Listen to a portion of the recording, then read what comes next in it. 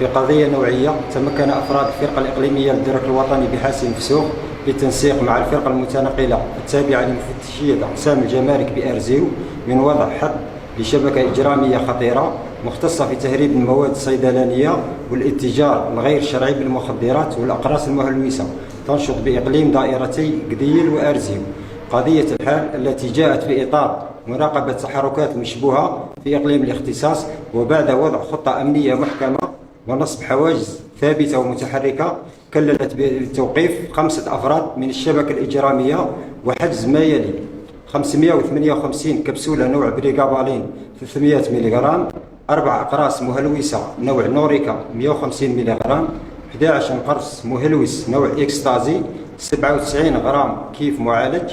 الوسائل المستعملة في الجريمة: سيارة نوع شوفرولي افيو زائد دراجة نارية، بالإضافة إلى حجز مبلغ مالي قدره 66885 دينار جزائري. بعد استيفاء جميع الإجراءات القانونية سيتم تقديم المتورطين أمام نيابة الجمهورية المختصة حول جناية تهريب مواد صيدلانية باستعمال وسيلة نقل جنحة حيازة المخدرات لغرض المتاجرة.